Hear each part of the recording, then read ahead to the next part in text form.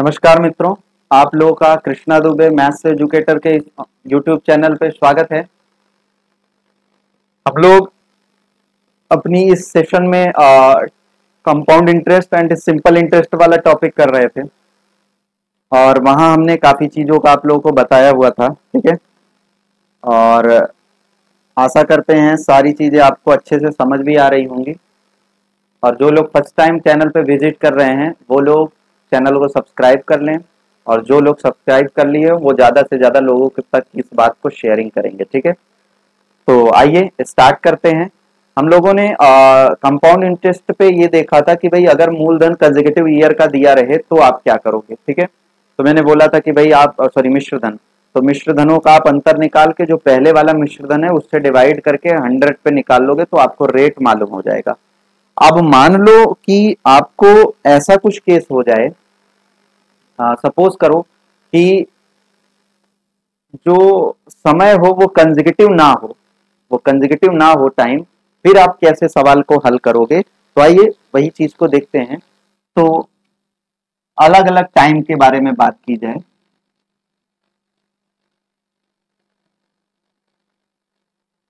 एक क्वेश्चन लेंगे और क्वेश्चन के माध्यम से समझा जाएगा कंसेप्ट को। ठीक है, तो आप इसको टाइप नेक्स्ट डाल सकते हो, अगला टाइप।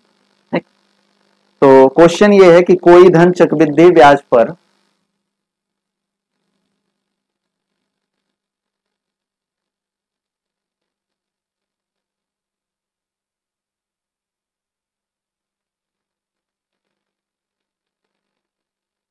कोई धन चक्रवृद्धि ब्याज पर 2 वर्ष में 3600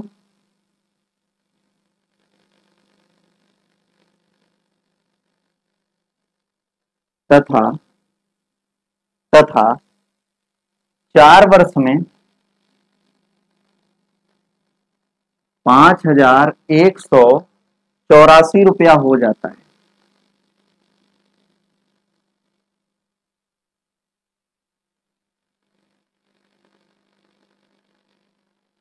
ब्याज की दर आपको बतानी।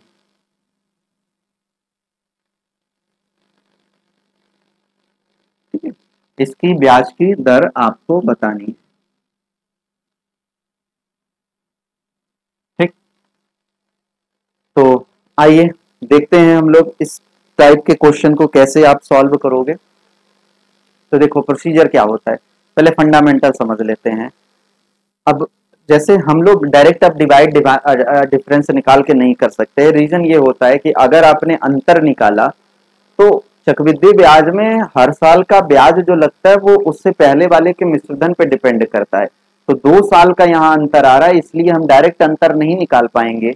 डायरेक्ट अंतर पे हम लोग रेट नहीं निकाल सकते। हाँ, अगर 1 साल का अंतर होता तो जो हम लोगों ने पिछला टाइप किया था उससे कर देते। अब इसके लिए पहले तो फंडामेंटल समझ लेते हैं। जैसे समझो, मान लो मेरा पहली बार वाला मिश्रधन रहा हो A1।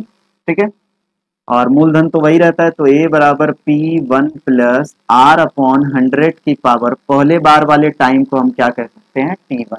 ठीक है, इसी प्रकार दूसरा वाला A2 हो जाएगा, तो A2 बराबर भी हम लिख सकते हैं P1 प्लस R अपॉन 100 की पावर T2। आई थिंक इतनी बात समझ आ रही है। अभी मैं क्या कर दूंगा, इन दोनों को डिवाइड कर दूंगा। इन दोनों को डिवाइड कर दूंगा तो ये दोनों कट गए, तो क्या बन गया, A1 अपॉन A2 बराबर 1 प्लस R अपॉन 100 की power T1 upon 1 plus R upon 100 की पावर T2। सही है। अब आपको पता है कि अगर ये इसको आधार समझो तो दोनों में आधार सेम है, तो जैसे गुणा में घातें जुड़ती हैं ऐसे ये भाग लगा है तो घातें, ये वाली घात ऊपर वाले में जाके क्या हो जाएगी, घट जाएगी। अगर इसको पूरे को सेम मानो, जैसे इतने को यक्स मानो, तो यक्स की पावर T1 बटे यक्स की पावर T2, इसका मतलब x की power overall T1 minus T2। तो ऐसे ही A1 अपॉन A2 बराबर 1 प्लस R अपॉन 100 की पावर T1 माइनस T2। ठीक है, अब T1 और T2 के रिस्पेक्ट में ये समझना पड़ेगा आपको थोड़ा सा तरीके से कि आप इसमें ये किया करो ना कि T1 जो पहले ऊपर लिखा करो वो बड़ा वाला लिखा करो। ऊपर आप क्या लिखा करो, बड़ा वाला, और नीचे क्या लिखा करो, छोटा वाला। तब जाके यहाँ पर जो टाइम होगा वो बड़ा वाला टाइम लिखा जाएगा और ये छोटा वाला टाइम। तो जब आप घटाओगे तो माइनस नहीं आएगा, अदरवाइज यहाँ माइनस आने लगेगा तो एक्स की पावर माइनस टी, इसका मान क्या होता है 1/x की पावर टी। अल्टीमेटली वो हल होगा सवाल, लेकिन एक बार एक स्टेप ज्यादा लगना होगा। इसलिए आप जब कभी भी ऐसे मिश्रधनों को लगाओ तो ऊपर आप बड़ा वाला मिश्रधन, नीचे छोटा वाला मिश्रधन, बराबर 1+r/100 की power T1 minus T2। T1 minus T2 का मतलब समयों का अंतर। तो आपको अगर मैं ये फॉर्मूले के रूप में लिखूं तो ये हो जाएगा बड़ा वाला मिश्रधन बटे छोटा मिश्रधन बराबर 1+r/100 की पावर समय का अंतर। बस अब इसी से आप आसानी से सवाल का उत्तर निकाल सकते हो। तो मैं आइए इस सवाल को सॉल्व करता हूं। ये तो कंसेप्ट आपको कराया, अब इस सवाल को हम लोग सॉल्व कर लेते हैं। देखो कैसे हल होगा।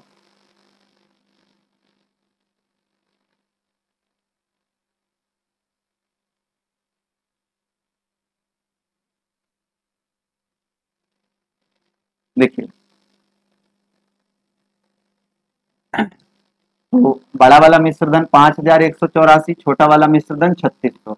तो बस क्या कर लोगे, पहले ये लिखोगे 5184 और नीचे लिखेंगे 3600 बराबर 1+r/100 की पावर समयों का अंतर। ये 2 साल का है, ये 4 साल का है, तो 4 में से 2 जाएगा, अल्टीमेटली कितना बचेगा 2। ठीक है, अब इसी को हम लोग सरल कर लें। तो अगर आपको ये समझ आ रहा हो तो ये आई थिंक ये 5184, ये स्क्वायर इधर जाएगा तो कटवट जाएगा। तो थोड़ा सा और हम लोग सॉल्व कर लें तो शायद कुछ दिखने लगे अपने को। जैसे 4×9 = 36, 900, 4×1 = 4, 1, 4×2 = 8, 3 बच गया और 38, 4×9 = 36, 4×6 = 24, तो 1296। अब कुछ हमको दिखने लगा है, ठीक है। तो 1296 का मतलब ये हो जाएगा कि 36, ठीक है। तो ये हो जाएगा, चलो 1296/900, ये स्क्वायर इधर जाएगा तो क्या बन जाएगा, करण हो जाएगा, ठीक है। और ये हो जाएगा 1+r/100। बस सॉल्व कर लो इसको, तो ये हो जाएगा 36/90, सॉरी 30, 30 का स्क्वायर होता है और ये 36 का है, ठीक। और यहां से हम लोग सॉल्व कर लें।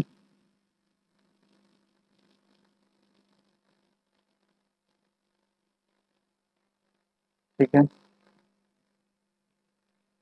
तो सॉल्व कर लिया जाए बस इसको, और सरल कर दो तो 6×4 = 36, 6×5 = 30, तो 1+r/100।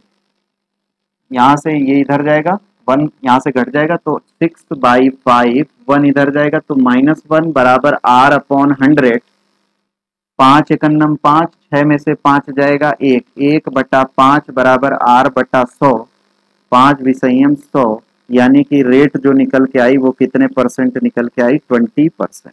रेट जो निकल के आई वो आपकी कितने प्रतिशत निकल के आई, 20% दर आ गई। तो आपको ऐसे सवालों में अगर अलग अलग समयों का मिश्रधन दिया रहे, कंसेक्यूटिव ना हो, तो कंसेक्यूटिव ना होने पर आप क्या करना, बड़ा वाला मिश्रधन बटे छोटा वाला मिश्रधन बराबर 1+r/100 का पावर इन दोनों समयों का अंतर। और इन दोनों के समयों का अंतर आसानी से करके ये स्क्वायर इधर जाएगा, अंडर रूट हो गया, थोड़ा सा इसको मैंने कटा के सरल कर लिया, और रूट में 1296 मतलब 36 और इसका मतलब 30 हो जाएगा। आई थिंक ये बात सबको समझ आ गई होगी, ठीक है। तो क्लियर है, आगे बढ़ा जाए। कोई भी दिक्कत, कोई भी समस्या आप लोग कमेंट्स कर दोगे, है ना। कमेंट्स नहीं करते हो भाई आप, और ना लाइक भी करते हो, तो जितने लोग देखा करो वो अल्टीमेटली लाइक तो कर दिया करो, लाइक के साथ साथ अगर कोई दिक्कत हो कमेंट कर दिया करो।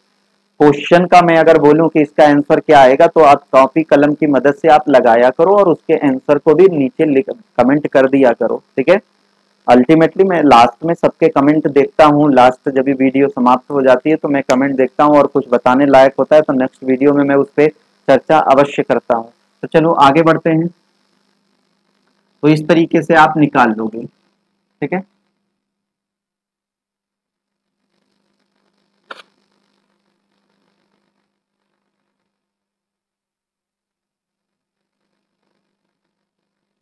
अब मैं आपको बताने जा रहा हूं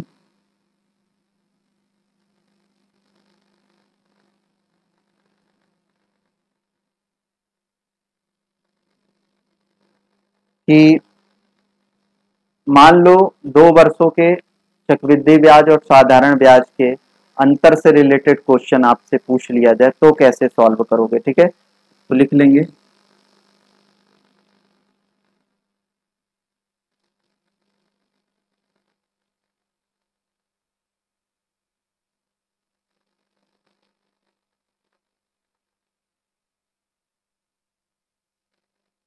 ठीक है, जनरली आपसे 2 साल का सवाल पूछा जाएगा, उससे भी ऊपर के सवाल मैक्सिमम 3 साल का पूछा जा सकता है, उससे ऊपर नहीं, क्योंकि अल्टीमेटली आपको उसको सॉल्व तो करना ही पड़ता है। ठीक है, तो क्वेश्चन के माध्यम से मैं आपको सवाल बताता हूँ। ठीक है, तो आइए क्वेश्चन लिख देते हैं, फिर समझाने की कोशिश करते हैं, समझने की कोशिश करते हैं। क्वेश्चन ये है कि 4% वार्षिक ब्याज की दर से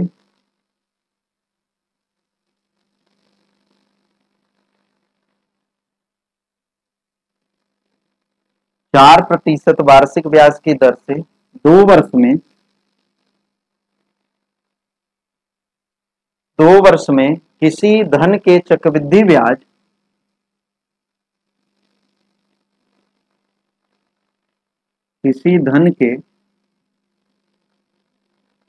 ब्याज व साधारण ब्याज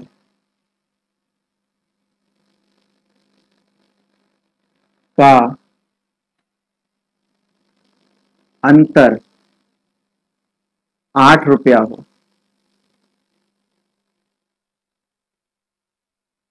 तो वह धन ज्ञात करें। ठीक है, ये आपका क्वेश्चन है कि आपको वो धन ज्ञात करना है, मूल धन ज्ञात करना है। आओ देखते हैं कैसे लगाएंगे आप इस सवाल को आसानी से कंसेप्चुअली। जितनी पहली बात बताई हुई है उन सारी बातों का यहाँ यूज करेंगे। अपने को यहाँ रेट दिया हुआ है 4%। ठीक है, 2 साल का चक्रवृद्धि ब्याज और साधारण ब्याज का आपको अंतर दिया हुआ है, आपको वो धन निकालना है। तरीका क्या होगा, आपको अगर आपको रेट कभी मालूम हो जाए चक्रवृद्धि ब्याज में, सवाल बहुत आसान हो जाएगा। तो सबसे पहले आप क्या करना, चक्रवृद्धि ब्याज की रेट लिख लेना। तो 4% है, यद्यपि ये चक्रवृद्धि ब्याज साधारण ब्याज दोनों की रेट है। अब 4% की फ्रैक्शन वैल्यू बताओ कितना होता है। तो 4/100 मतलब 1/25। बोलो हाँ या ना। 4/100 का मतलब 4/25 का 100, 1/25। मतलब कोई राशि 1 साल बाद 25 से बढ़ के कितनी हो जाएगी, 26। ठीक है, चलो। और अभी आप इसके चक्कर में ही नहीं पड़ो कि 25 से 26 हो गई ये राशि, क्योंकि अपने को साधारण ब्याज भी निकालना है। जब आप ये कर लेना तो अब आप अपने मन से मान लेना मूलधन। अपने मन से आप मूलधन मान लेना। मूलधन कैसे मानोगे वो तरीका समझो, मैंने ये भी बताया हुआ है। शुरुआत के मेरे वीडियो देखना, पहले दूसरे वीडियो, वहां मैंने ये कंसेप्ट का डिस्कशन किया था। वहां मैंने आपसे बोला भी था कि अभी केवल आप इसको समझने की कोशिश करना, आगे आपको बहुत मदद करेगा। तो अब यहाँ से मदद करना स्टार्ट कर देगा। अब आपको करना क्या है, ये 25 लिया, अब कितने साल का ये सारी कहानी चल रही है, 2 साल का। तो अगर मूलधन मानना होगा तो ये जो नीचे लिखा है इसकी पावर 2 लगा के मूलधन मानना, मतलब इसकी अब मूलधन कितना मानोगे, 625। अब मान लो अगर 3 साल होता तो यहीं 25 की पावर हम लोग कितना मान लेते, 3 मान लेते। ये चीज का ध्यान रखना, जितने साल का हो मूलधन इसकी उतनी पावर मान लोगे। तो मान लिया मेरा मूलधन कितना है, 625। ये बात नंबर 1। लेकिन अपने को तो धन बोला गया है ना, ये तो हमने माना है परसेंटेज के रिस्पेक्ट में। अभी मेरे को एक्चुअल धन निकालना है। ठीक है, अब आते हैं। हमको पता है कि चक्रवृद्धि ब्याज जो है वो पहले साल का कितना होगा। तो हमें एक बात पता है कि ये मूलधन का 1 साल का जो चक्रवृद्धि ब्याज होगा वो 1/25 होगा। मूलधन का 1/25 होगा, यानी कि 625 का चक्रवृद्धि ब्याज कितना होगा। तो आप कहेंगे 625 में 625 का 1/25 करोगे कितना आएगा, 625 में 25 से भाग करो 25 आएगा। तो मतलब पहले साल का चक्रवृद्धि ब्याज कितना रुपया हो गया, 25 रुपया। और दूसरे साल का चक्रवृद्धि ब्याज कितना होगा, तो दूसरे साल का कितना होगा, तो दूसरे साल का जितना पहले साल का था उतना तो होगा ही होगा, प्लस प्लस इस 25 पे भी ब्याज लगेगा। और 1 साल में कितना ब्याज लगता है, 1/25। तो 25 का 1/25 कितना होगा, 1। बस आ गया। अब ध्यान से समझना, उत्तर मिल गया आपको। एक बात मुझे बताओ, साधारण ब्याज क्या होगा? 4% के हिसाब से 25 ही लगेगा, है ना? साधारण ब्याज तो हर साल सेम रहता है, तो पहले साल का भी साधारण ब्याज इतना, दूसरे साल का भी इतना, बस पहले साल का भी 25 होगा, दूसरे साल का भी 25 होगा। और जो चक्रवृद्धि ब्याज होगा, पहले का 25 होगा लेकिन दूसरे साल का 26 हो जाएगा। तो आप मुझे एक बात ध्यान से बताओ, ये जो 25-25 है, ये तो चक्रवृद्धि ब्याज और साधारण ब्याज दोनों में आएगा, क्योंकि हर साल का साधारण ब्याज सेम रहता है, तो इसलिए पहले साल भी 25 लगेगा, दूसरे साल भी 25। लेकिन चक्रवृद्धि ब्याज क्या होगा, पहले साल का चक्रवृद्धि ब्याज जो है वो 25 लगेगा, लेकिन दूसरे साल का उस 25 पे भी लगेगा, तो 25 का 1/25 कितना होगा? 1। तो आपको यही वाली वैल्यू देखनी होती है, बस ये कट गया, क्योंकि ये चक्रवृद्धि ब्याज में भी आएगा। ऐसे सोचो, साधारण ब्याज 25 और 25 कितना हो गया? 50। और चक्रवृद्धि ब्याज कितना हो गया? 25 25 50 और 1 51। आप बताओ कितना एक्स्ट्रा हुआ चक्रवृद्धि ब्याज? 1 रुपया एक्स्ट्रा हुआ, और वो 1 रुपया क्या होगा? यही होगा, ये वाला। तो आप इन सबको छोड़ के केवल यही वाला वैल्यू लिख लिया करो, बस यही आपका चक्रवृद्धि ब्याज, साधारण ब्याज और चक्रवृद्धि ब्याज का अंतर होगा। तो अगर मूलधन 625 होगा, तो साधारण ब्याज और चक्रवृद्धि ब्याज का अंतर कितना आएगा? 1 रुपया आएगा। अगर मूलधन 625 होगा तो साधारण ब्याज और चक्रवृद्धि ब्याज का अंतर कितना आएगा? 1 रुपया। लेकिन हमको सवाल में कह रहा है अंतर कितना आ रहा है? 8 रुपया। मतलब ये एक की वैल्यू हमको पता है, कितना है? 8। ये एक की वैल्यू पता है 8। तो इस 625 से ही तो मूलधन निकालना है ना, तो 625 की वैल्यू कितनी हो जाएगी? 625 गुणे 8।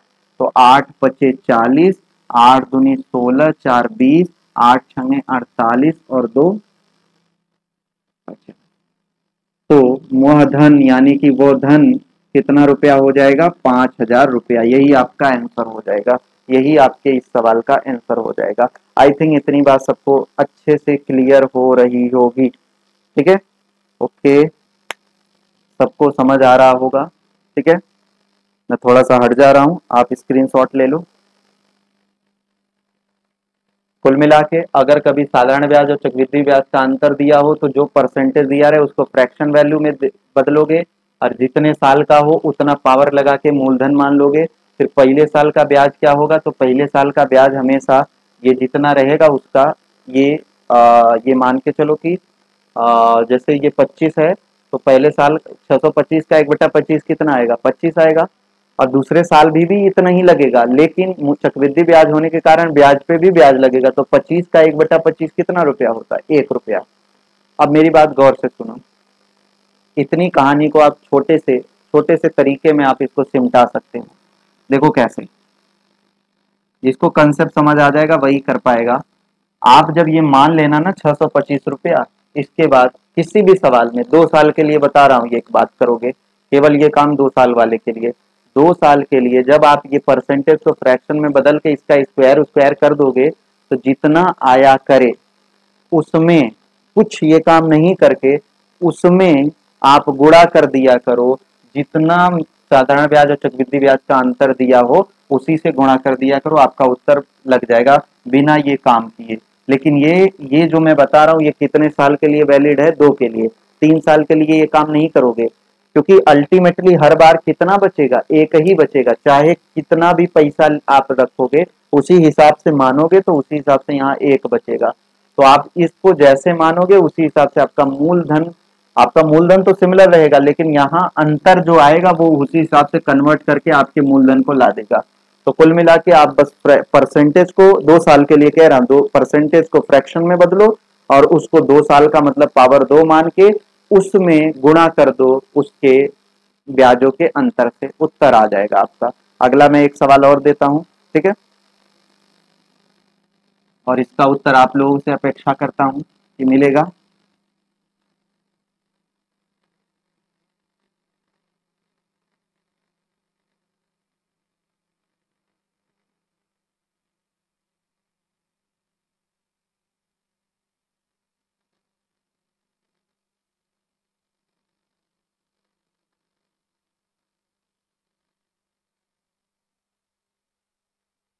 क्वेश्चन है, एक धनराशि के 2 वर्ष का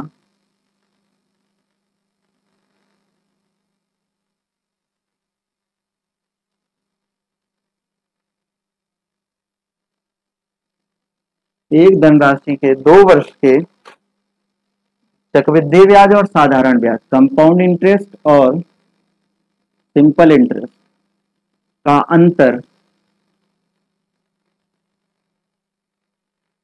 अंतर 1.25 रुपीज हो।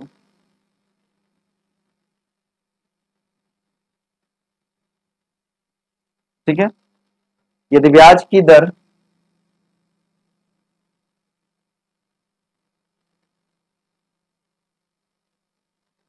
5% वार्षिक हो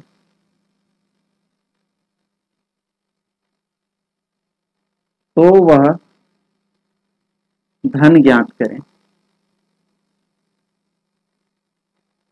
तो वह धन ज्ञात करें। जल्दी से सॉल्व करो सभी लोग, जल्दी से इसका उत्तर दें। बहुत इजी सा सवाल है, मूजबानी उत्तर दे सकते हो। 5% की वैल्यू क्या होगी? Fraction value 1/20, 1/20। 2 साल का है मतलब 20 का स्क्वायर 400। 400 का गुणा कर दो किसमें? 1.25 में, उत्तर आ जाएगा। ठीक है, 1.25 में आप मल्टीप्लाई कर दो 400 का, तो उत्तर हो जाएगा 500। मैं कंसेप्चुअली लगाता हूं। 5% की फ्रैक्शन वैल्यू 1/20। अब मैं इस हिसाब से अगर मूलधन मानूं तो कितना मूलधन हो जाएगा? 20 का स्क्वायर। 20 का स्क्वायर बोले तो 400। बोलो हाँ या ना, सही है। तो पहले साल का ब्याज क्या होगा? पहले साल का ब्याज 400 का 1/20, तो 400 का 1/20 20 रुपया होता है। दूसरे साल का ब्याज जितना पहले साल लगा है उतना तो लगेगा ही लगेगा, प्लस इस 20 पे भी 20 का भी 1/20 होगा, तो 20 का 1/20 कितना होगा? 1। देख रहे हो, हर बारी 1 बचेगा, ये तो कट जाएगा, बचेगा क्या? 1। और ये अंतर दिया है 1, इनका अंतर कितना आ रहा है? 1.25। यही चीज नहीं करके आप डायरेक्ट लगा सकते। 1 का अंतर 1.25 है तो 400 का कितना बनेगा? तो 400 में 1.25 से गुणा कर दो तो उत्तर हो जाएगा 500। मतलब वह धन कितना रुपया हो गया? 500। यही आंसर हो जाएगा आपका। आई थिंक इतनी बात सबको क्लियर हो रही होगी, इतनी बात सबको समझ आ रही। अब मैं 3 साल का लेके आपको समझाता हूँ। 3 साल का मैं लेके समझाता हूँ। कोई दिक्कत, कोई समस्या, कोई परेशानी नहीं हो रही होगी? ठीक है, एक सवाल मैं बोलूँ आपके लिए, गौर से सुनना सवाल को। अब मैं लिख नहीं रहा हूं इस पे। किसी धनराशि के 2 वर्ष के साधारण ब्याज और चक्रवृद्धि ब्याज का अंतर 40 रुपया है यदि ब्याज की दर 10% वार्षिक हो। यदि ब्याज की दर 10% वार्षिक हो तो वह धन ज्ञात करें। 10% वार्षिक हो तो वह धन ज्ञात करें। 2 साल का है, 10% मतलब 100। 10% की फ्रैक्शन वैल्यू 1/10। 10 का स्क्वायर करोगे 100 और 100 का गुणा कर दो 40 में 4000। आपका मूलधन हो जाएगा 4000 रुपया। तो बहुत फ्रिक्वेंटली आपको मुंह जबानी ऐसी सवालों का उत्तर निकालने आना चाहिए। अब बात करते हैं कितने साल के लिए? 3 साल के लिए। 3 साल के लिए बात करते हैं।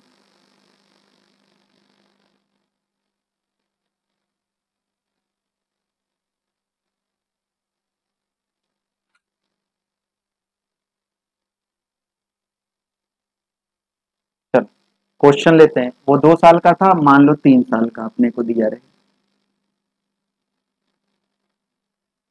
ठीक है, कंसेप्ट वही रहेगा। तो क्वेश्चन लिख लेते हैं। किसी धन के 3 वर्ष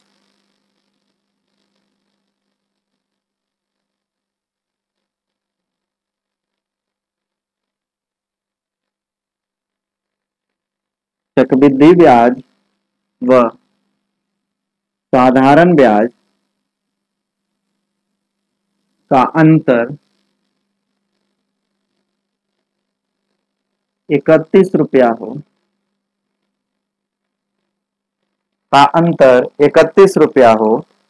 ठीक है, यदि ब्याज की वार्षिक दर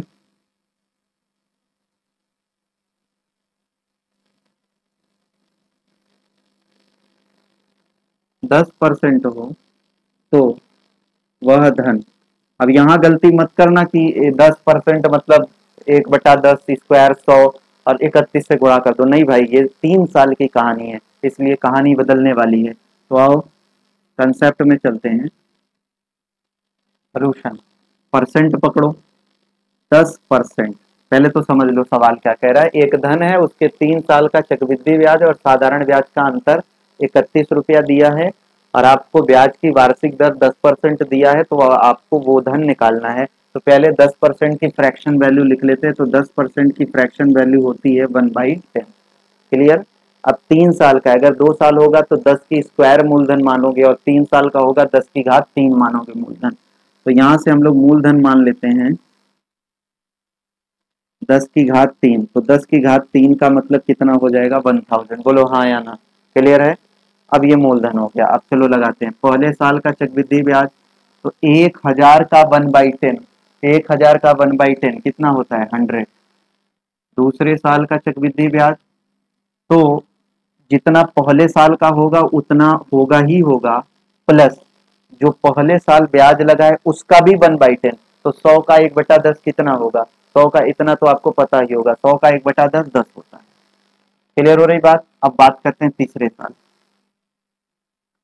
तो तीसरे साल में जितना पहले दूसरे साल लगा है उतना तो लगेगा ही लगेगा, मतलब पहले साल 100, दूसरे साल तीसरे साल भी 100। अब इस 100 से पहले जितने ब्याज हैं, जितने ब्याज आपको दिख रहे हैं, इस 100 के अलावा ये सब ब्याज ही है ना, ये तीनों, इन सब पे भी ब्याज लगेगा और इन सब का 1/10 होगा। तो कुछ नहीं करना होता। देखो तरीके से, 100 रुपए का ब्याज कितना रुपया होता है? 10 रुपया। तो 2 100 रुपया है ना भाई, इसको हटाएंगे तो यही तो 3 है, तो 2 बारी 100 रुपया। तो 2 बारी 100, 1 बारी 100 का ब्याज कितना होता है? 10 रुपया। यानी कि 2 बारी 100 का ब्याज होगा 10 दूनी 20 रुपया। ठीक है। ये तो इन दोनों का हो गया। अब ये वाला 10 बचा हुआ है, तो इस 10 का ब्याज क्या होगा? तो 10 का 1/10 निकालोगे तो 10 का 1/10 कितना होगा? 1 रुपया। क्लियर। अब ये देखो चक्रवृद्धि ब्याज निकल गया। हमको पता है हर साल का साधारण ब्याज क्या रहता है? सेम रहता है, लेकिन चक्रवृद्धि ब्याज बदलेगा। तो अगर मैं मानूं यही रेट रखूं तो साधारण ब्याज पहले साल कितना आएगा? 100 रुपया। दूसरे साल भी कितना आएगा? 100 रुपया। तीसरे साल भी 100। चक्रवृद्धि ब्याज में क्या होता है? पहले साल भी 100, दूसरे भी 100, तीसरे भी 100, लेकिन 100 के अलावा ये एक्स्ट्रा भी होते हैं। इसका मतलब ये चक्रवृद्धि ब्याज में भी है कॉमन, साधारण ब्याज में, मतलब ये इसकी कहानी कट, ये खत्म। तो अपने काम का केवल क्या है? यही है बस। यही को आपको हल कर लेना। यही है इनके ब्याजों का अंतर, साधारण ब्याज और चक्रवृद्धि ब्याज का अंतर। तो कितना आया जोड़ के देखो? 20, 10, 30 और 1 31। मतलब हम जब निकालें तो इनका जो अंतर आया वो 31 आया, और सवाल ने भी कितना अंतर दिया है? 31। मतलब 31 का मतलब 31, 31 हम निकाले हैं, सवाल ने 31 दिया है। यहाँ से 1 की वैल्यू क्या आ जाएगी? 1। अपना मूलधन कितना है? 1000। तो बस, अगर 1 की वैल्यू 1 तो 1000 की वैल्यू वापस से, अगर 1 की वैल्यू 2 आई होती, अगर 31 की जगह पे 62 होता तो यहाँ 2, तो 1000 की वैल्यू 2000 हो जाती, लेकिन 1 आया इसलिए 1000। अल्टीमेटली मूलधन आपका कितना हो जाएगा? 1000 रुपया। बोलो समझ आया सबको? क्लियर हो रही बात? सारी सारी बातें सबको अच्छे से समझ आ रही होंगी। ठीक है। कोई लोग ये काम भी कर सकते हैं, ध्यान से समझना। जैसे 3 साल का ब्याज होगा, कोई भी राशि यहाँ होगी, यहाँ वाली राशि, ठीक है, वही राशि यहाँ पर भी आएगी, वही राशि यहाँ पर भी आएगी। जैसे जैसे मान लो अपन लोग ले लें,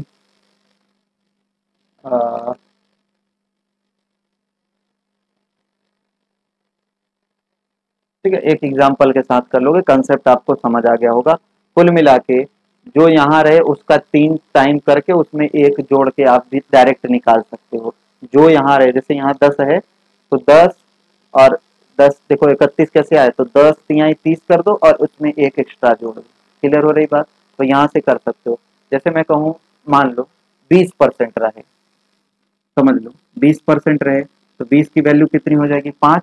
तो 5 का क्यूब कितना हो जाएगा? 125। क्लियर हो रही बात? ठीक है।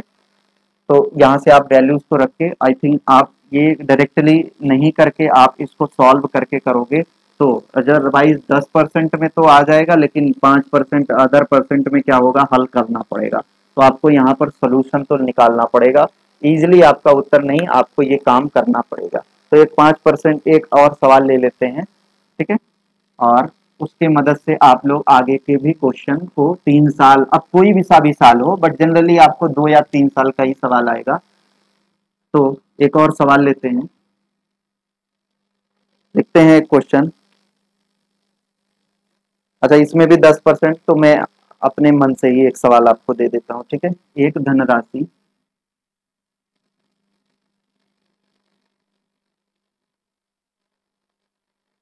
एक धनराशि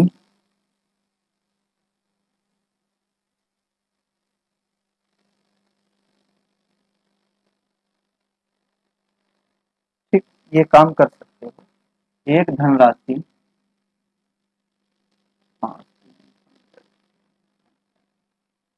3 वर्ष में एक धनराशि का 3 वर्ष का चक्रवृद्धि ब्याज व साधारण ब्याज का अंतर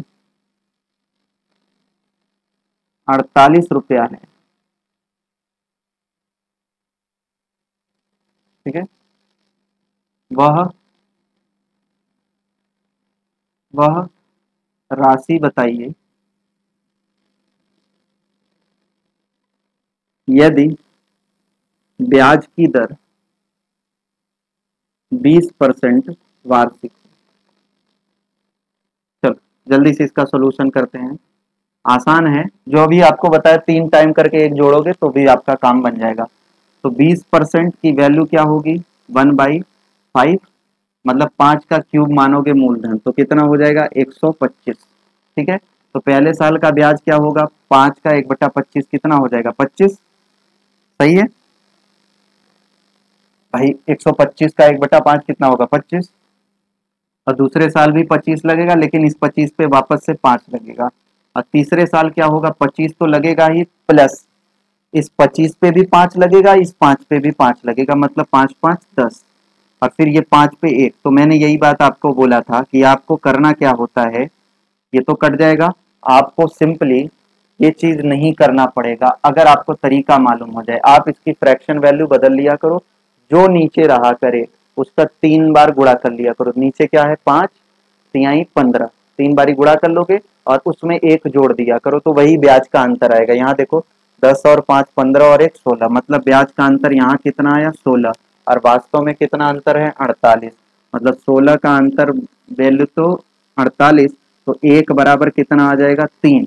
और 1 बराबर 3, तो अपना मूलधन 125 है, तो 125 में 3 से गुणा कर दो, तो 5 तिहाई 15 और 3 दूना 6, 6 और 1 7 और 3 एकन्नम 3, तो कितना आ जाएगा आपका, 375 रुपया मूलधन हो जाएगा।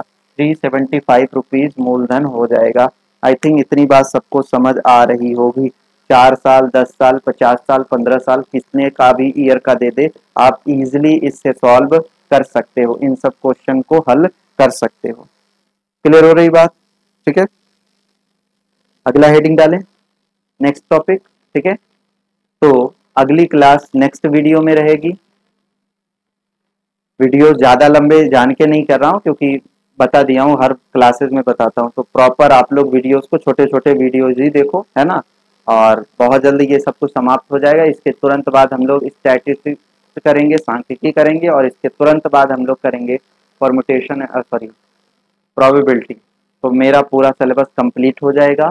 फिर मैं वापस से आऊँगा नंबर 1 चैप्टर नंबर सिस्टम से, और वहाँ से हम लोग नए तरीके से, इनोवेटिव तरीके से अपनी क्लास को लेके चलेंगे, ठीक है। तो बहुत बहुत धन्यवाद आप लोगों का क्लास को लेने के लिए। नेक्स्ट अगली क्लास में मिलते हैं।